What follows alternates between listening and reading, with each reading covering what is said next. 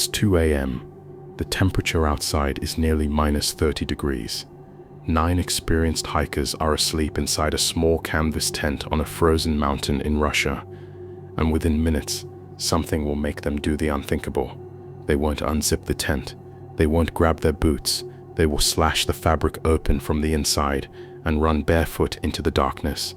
Before we uncover what really happened on that mountain, subscribe now, because what you're about to hear is one of the most disturbing unsolved mysteries in modern history.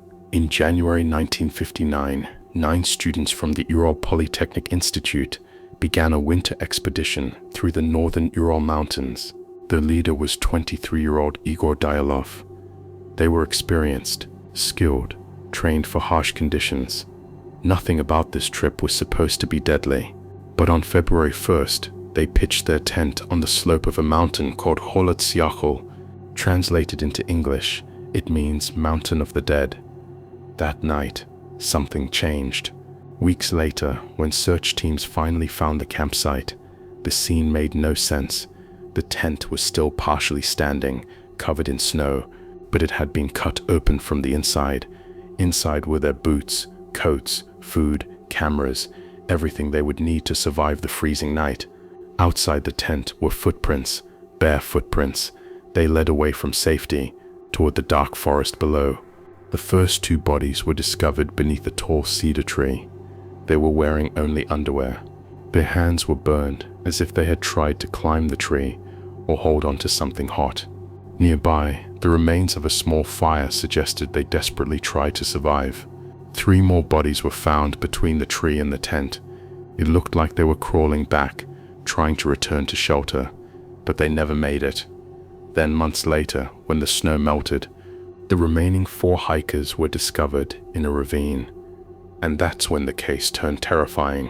One had a fractured skull, another had crushed ribs so severe that investigators compared the force to a high-speed car crash. One woman was missing her tongue.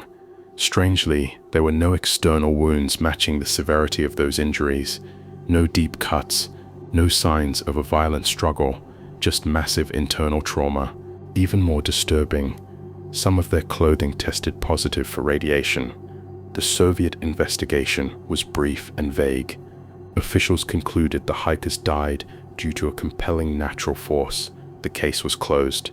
No detailed explanation, no suspects, no accountability. But the questions never stopped. If it was an avalanche, why were the footprints calm and orderly? Why was the tent still standing? Why were there no major signs of a snowslide? If it was panic, what caused it?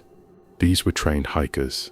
They wouldn't abandon shelter in deadly temperatures without reason. Some witnesses reported strange orange lights in the sky around that time. Others believe secret Soviet weapons testing may have been involved. There are theories about infrasound, low-frequency vibrations capable of causing extreme fear and disorientation. And then there are the darker theories. Something in the forest, something they saw. Something that made 9 experienced adults run into the freezing night without hesitation.